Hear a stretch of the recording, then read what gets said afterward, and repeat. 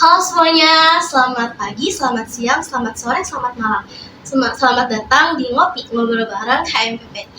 Jadi pada episode kedua, episode kali ini kami itu mengundang tamu yang sangat spesial, yang dimana itu dia itu terkenal banget di prodi teknologi hasil pertanian, dan dia itu sebagai pionir dalam prodi THP ini.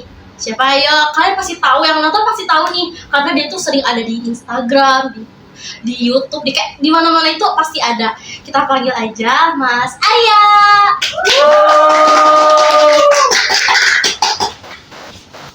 Selamat siang Mas. Iya. Apa kabar nih Mas? Baik. Baik ya. Oke, sebelum kita ngobrol, kita panggil aja ya sang snack dan kopi kita, Mas Dayat. Oh, ini Dayat. Oh, gitu.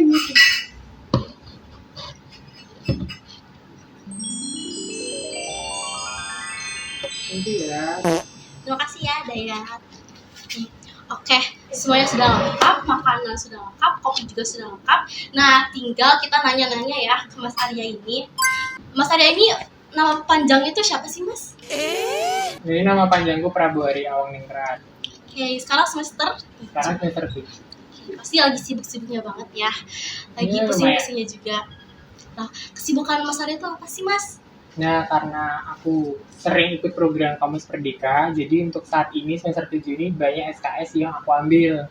Nah, jadi selain aku sekarang skripsi, semester 7 ini ambil skripsi, aku juga menjadi koas, kemudian juga bantu untuk tim akreditasi. Oh, baik gitu. Oh ya, sekarang juga Mas lagi pakai Korsa Kampus Merdeka. Wow, Kampus Merdeka ini korsanya ini siapa aja boleh dapat atau gimana ya Mas? Oke, jadi untuk Korsa ini tuh aku dapat dari program pertukaran mahasiswa Merdeka di tahun 2022.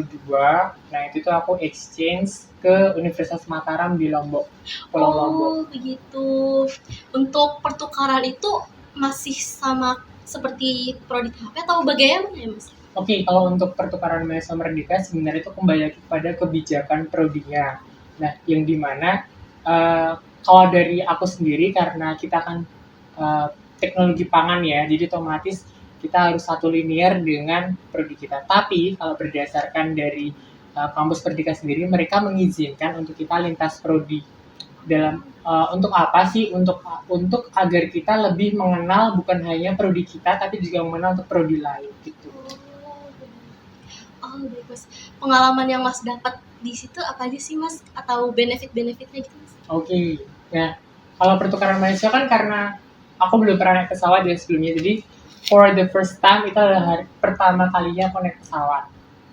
Nah, itu habis itu aku dapat transit ke Bali, baru ke Lombok kan. Nah, terus untuk benefitnya sebenarnya banyak ya. Karena apa? Karena untuk pertukaran mahasiswa Merdeka itu, kita itu disatukan dari berbagai suku budaya gitu loh. Jadi dari Sabang sampai Merauke itu tuh akan tujuan di satu tempat itu. Jadi kenapa bisa dibilang pertukaran mahasiswa Merdeka? Karena kita bertukar atau kuliah itu di tempat lain tuh bukan di pulau kita, jadi di pulau lain. Oh iya. Jadi misal aku ya, kan aku di Jawa, aku juga asli Jawa, jadi aku nggak boleh kuliah di Pulau Jawa, aku harus keluar. Makanya aku milih ke Pulau Lombok. Nah, untuk kakak tingkat yang kemarin kan juga ada barengan tuh, itu juga dia ke Padang, Universitas Andalas. Oh, begitu. Nah, kalau misal kamu dari Sumatera nih, terus kamu kuliah di Jogja. Nah, kamu nggak boleh kuliah di Sumatera sama yang di Jawa. Jadi harus di beda dua pulau itu. Nah, itu kelebihan dari PMM itu di situ. Boleh tepuk tangan gak sih untuk Mas Arya ini? Keren banget Mas, keren banget ya. Boleh diminum dulu Mas kopi. Oke, enjoy. Oke, baiklah. Oke, selanjutnya aku dengar juga nih Mas Arya ini ikut program PMM ya. PMM itu apa sih Mas? Oke, PMM itu tadi ya kayak sebelumnya ya, PMM itu adalah program pertukaran mahasiswa Merdeka. Di mana kita tuh memang diizinkan untuk belajar, tapi nanti keistimewaan di PMM itu ada modul Nusantara. Apa itu Mas? Modul Nusantara itu 3 SKS ya pokoknya. Nah, itu di mana kita akan mengeksplor kebudayaan di pulau tujuan kita. Jadi waktu di sana, waktu di Lombok itu aku memang mengeksplor Lombok sedemikian rupa lah. Jadi dari sukunya, dari bahasanya, kita belajar dari kebudayaannya. Terus juga kan sebagai aku orang Nasrani ya, agama Katolik kan, dan di Lombok kan terkenal dari Pulau 1000 masjid. Itu memang toleransinya terhadap di Pulau Lombok tuh bagus banget. Karena apa? Kupikir di Lombok kan karena mayoritas Islam jadi otomatis banyak Islamnya ya. Tapi ternyata di sana masih ada Hindunya gitu loh. Ada mungkin karena deket sama Bali ya. Tapi aku juga nggak tahu kenapa. Tapi pokoknya toleransi antara agama Hindu dan agama Muslim di sana tuh beneran klop banget. Dan itu juga mereka punya kebudayaan sendirinya gitu. Jadi ada identitasnya sendirilah. Keren banget ya di Lombok itu ya berarti. Oke, kita masuk ke dalam intinya nih Mas. Misalkan kayak di prodi Mas sendiri gitu. Mas apa sih pengalaman Mas yang didapatkan di dalam prodi teknologi hasil pertanian dari semester 1 sampai semester 7 ini? Oke. Kalau dari semester 1 semester 7 itu berarti kan banyak ya semua hal yang dimana kalau dari prodi sendiri pasti akan mendukung hal-hal yang intinya baik untuk mahasiswanya. Jadi entah program dari Kampus Merdeka atau entah program dari mungkin beasiswa sendiri dan lain sebagainya, itu prodi pasti akan mendukungnya. Dan kebetulan untuk program Kampus Merdeka pun aku juga udah banyak ikutin kan. Aku ada pertukaran mahasiswa, kemudian aku juga ikut studi independen bersertifikat batch ke-6 berarti tahun kemarin. Terus aku juga ikut PKM, kemudian juga ikut P2MW gitu sih. Jadi emang banyak fasilitas dari prodi yang untuk mendukung, untuk menunjang prestasi untuk mahasiswanya. Oh, begitu ya guys di dalam prodi teknologi hasil pertanian. Jadi para dosen itu benar-benar mendukung kita ya mahasiswa-mahasiswanya untuk menuju kesuksesan untuk mengeluarkan kepintaran kita gitu ya. Oke. Nah, tadi yang Mas sebutin itu studi independen MSIB. Apa sih itu Mas? Oke, jadi kepanjangan itu adalah MSIB. MSIB itu jadi magang dan studi independen bersertifikat. Jadi memang ada dua bagian lah. Jadi kalau yang magang itu nanti mereka akan magang ke PT yang perusahaan tujuan. Kalau yang studi independen itu nanti sifatnya ada yang online, ada yang hybrid. Hybrid dalam artian bisa online, nanti mereka akan visiting ke perusahaan tersebut. Oh gitu, berarti didengar dari tadi tuh pengalaman Mas tuh banyak banget ya. Wah gila sih, pasti banyak banget kan. Terus selain itu Mas mengikuti kayak misalkan lomba-lomba gitu nggak Mas? Oh ya, kalau lomba-lomba sih kebetulan karena aku punya tim ya dari awal, dari semester 3 itu aku punya tim. Itu tim dari program mahasiswa wirausaha P2MW, nanti namanya itu kita bikin produk namanya Karelin, kacang rendah lemak. Oh iya. Gitu kan. Nah, itu jadi kita kita dibentuk jadi suatu tim di bawah naungan dosen yang dosennya itu juga serajin itu, se-excited itu dengan lomba gitu kan. Jadi kita otomatis setiap ada lomba yang datang kita selalu diminta buat ayo mewakili prodi, jangan kalah sama prodi lain. Keren banget ya, oh my god. Wow. Nah, tadi tuh Mas Arya kan sempat bilang-bilang tentang studi independen MSIB. Nah, itu tuh apa sih Mas? Benefit yang Mas dapat dari mengikuti program itu apa ya? Oke, kalau untuk magang dan studi independen bersertifikat, itu kalau untuk magang itu kita karena durasi magangnya kan lama ya, ada 5 bulan sampai 6 bulan gitu kan. Nah, kalau magang kan berarti otomatis kita simulasi kerja di perusahaan tujuan kita, perusahaan impian kita. Nah, untuk magang berarti hitungannya kita mengenal lebih dalam terkait dengan perusahaan kita, bagaimana lingkungannya, environment kerjanya, bagaimana job desk kerjanya gitu kan. Nah, kalau aku studi independen bersertifikat itu aku lebih ke belajar mandiri dengan kelas yang ada. Kebetulan aku kemarin studi independennya itu di PT Agritama Sinergi Inovasi. Itu tuh PT konsultan pangan itulah. Nah, di situ aku dapat kelas Future Food Research and Development. spesialis yang dimana di dalam kelas itu kita kita dijadikan seolah-olah kita adalah seorang R&D dan bagaimana kita mengembangkan suatu produk.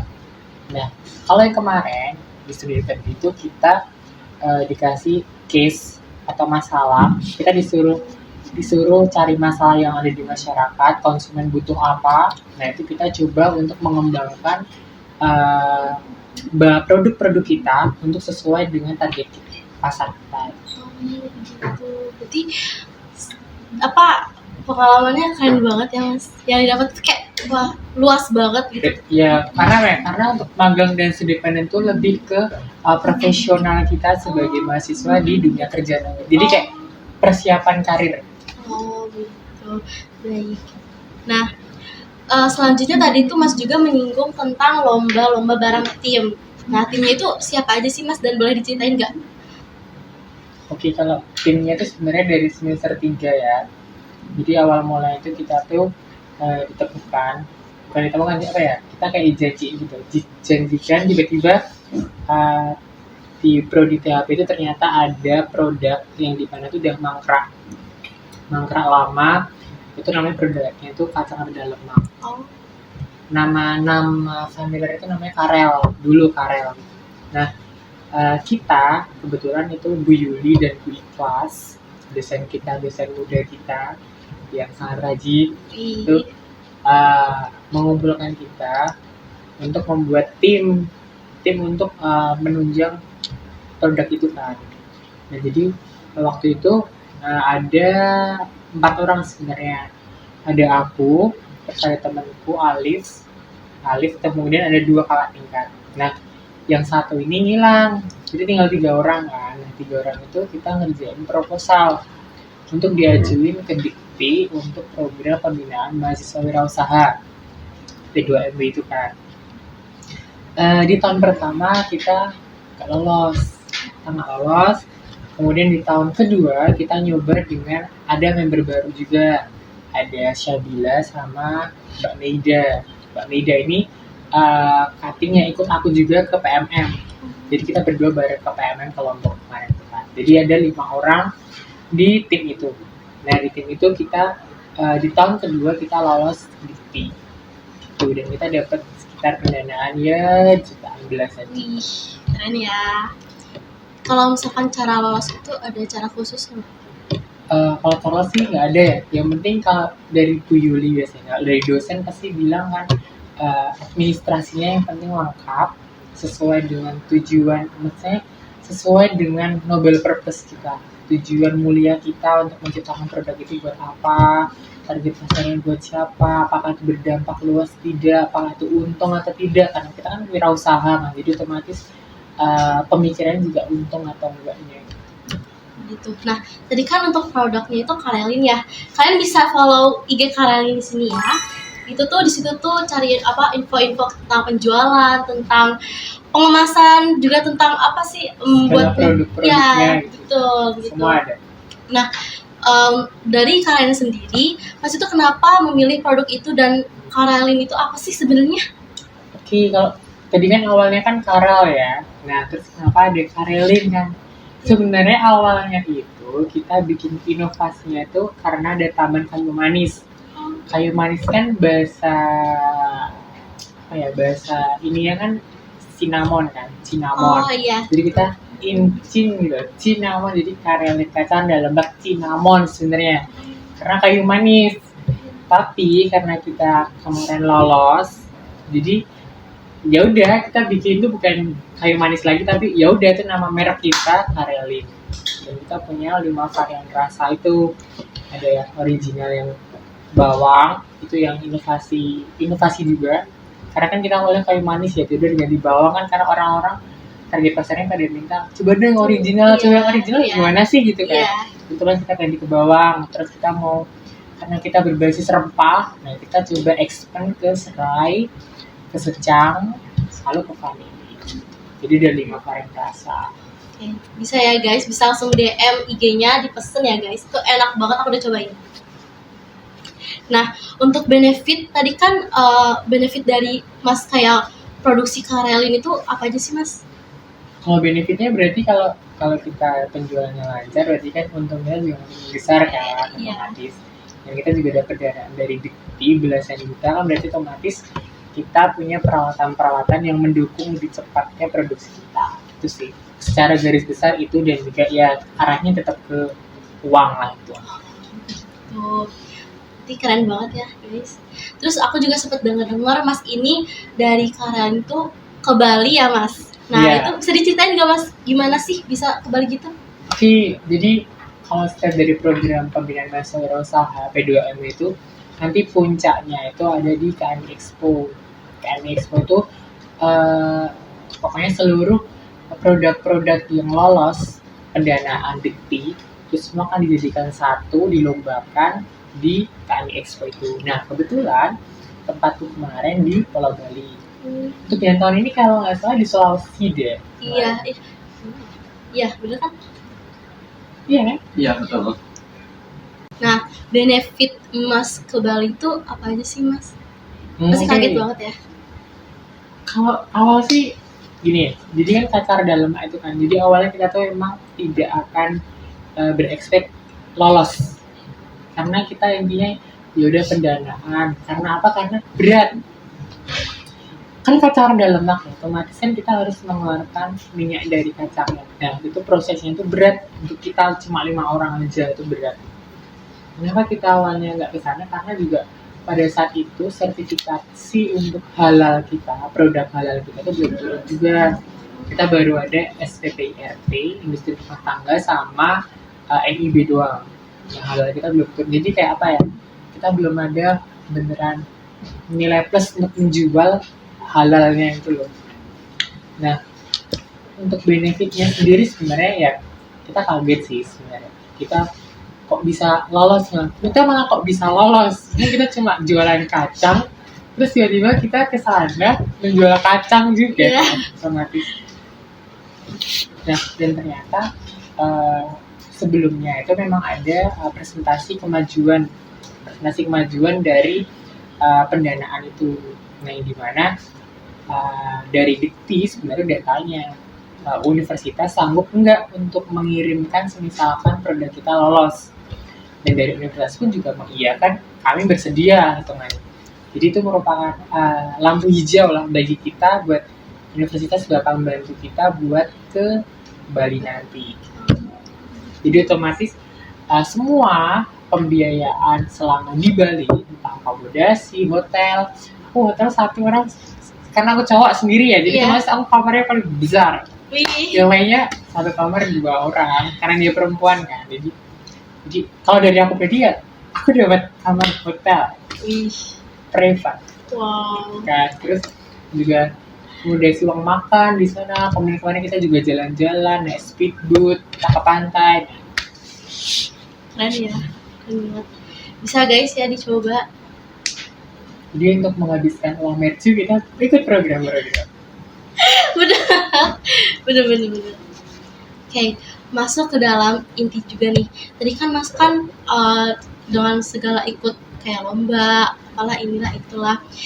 Gimana caranya Mas bisa belajar di dalam kesibukan tersebut gitu Mas? Oke. Sebenarnya kalau program awal tadi itu ada namanya konversi, ya istilahnya konversi mata kuliah. Nah sebenarnya aku bukan orang yang ngejar konversi sebenarnya ya. Aku juga tipe orang yang suka belajar, dalam artian ya memang karena ada benefit konversi ya kenapa nggak sekalian gitu kan. Nah untuk banyak kesibukan itu sebenarnya tergantung dari habit kita sebenarnya. Nah aku sering tidur di atas jam 10-an biasanya. Nah 2 jam di atas tuh sering gunain buat belajar jam 10 ke atas. Jadi jam 12 tuh aku biasanya udah selesai, aku baru tidur jam 12 biasanya. Tapi karena kamu kayak ada beberapa kesibukan lainnya, jadi kadang aku tuh nggak belajar. Tapi mungkin ya karena Tuhan itu baik ya, Iya. sehingga petak ini tetap berjalan. Wih, Ya isinya hitungnya tetap ya belajar, dan sama tetap belajar ya. Hidup kita tergantung kita buat membagi-bagi waktunya. tapi di dalam itu tuh, di dalam kayak belajar gitu, Mas ada tips and trick gak kalau misalnya kayak biar bisa belajar dengan dengan benar gitu loh Mas. Oke, kalau dulu kan biasanya kalau aku orangnya yang to-do list ya, tau nggak to-do list tulis kayak jam segini nanti aku mau gini mau gini. Iya. Tapi kalau sekarang tuh kayak kosong nih, udah ayo sekarang kerjain ini kosong nih sekarang aku harus kerjain ini ya. Sekarang gini. Jadi aku lebih ke sekarang time blocking kayak kalau nggak salah time blocking lebih ke kosong langsung kerja, nggak usah nunggu kayak nunggu 2 menit lagi deh ngapasin jam deh. Enggak. Bisa dikurangin ya guys kebiasaan kayak gitu nunggu ya, lagi tunggu langsung deadline-nya itu ya 1 jam deadline itu jangan ya guys, jangan. Oke. Dengan gitu Mas pernah mengikuti organisasi luar atau dalam kampus gak sih Mas? Tapi kebetulan aku kalau kan kalian HMPPI ya, Iya. Dulu aku juga HMPPI guys, dan aku kebetulan aku ketua dari Takradasi, Kajian Aksi dan Strategi. Kemudian aku naik ke 5 TEPA. Awalnya nggak mau ikut, tapi karena ketuanya adalah temanku, jadi aku dipaksa ikut dan aku menjadi ketua Infocom. Jadi ya kalau dulu semester 5 tuh hektiknya kuliah, organisasi, lomba, campur aduk. Iya, pasti ya. Oh berarti Mas ini mantan anggota Infocom. Berarti kita boleh sharing gak sih Mas kayak cara-caranya ngedit itu gimana? Tidak berlaku lagi, sudah stop. Jangan saya dari edit-editan. Oke, baik. Terus benefit Mas yang didapatkan di dalam HMPPI maupun di HIMATEPA itu apa aja sih? Kalau dari organisasi ya otomatis kita ada relasi dengan teman. Kita jadi sering brainstorming kan. Jadi kita kayak kalau ada suatu permasalahan kita pasti akan mencoba untuk menyelesaikannya dengan sebaik mungkin. Kemudian kalau dari segi kedisiplinan ilmu kita juga dapat ilmunya kan. Ilmu dalam artinya kita time management, kita juga cara ngelobi kalau kita jadi humas kan di kepanikan pasti kita bakal pinter ngelobi kan. Nah kalau dari aku pribadi memang berat, memang sebuah organisasi berat, tapi di balik itu semua memang ada beberapa soft skill yang kita update dengan sendirinya. Keren banget ya, gila Mas Arya. Ini aku boleh minum ya? Boleh, silakan ya Mas.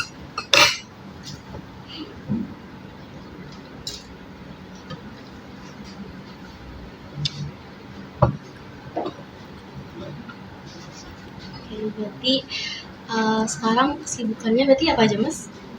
Sekarang aku skripsi, kemudian ngerjain bantu akreditasi. Ya akhirnya kita lagi di penghujung acara ya guys, karena kameramennya udah ngamuk, dia pengen udahan. Jadi dari Mas Arya sendiri ada yang mau disampaikan?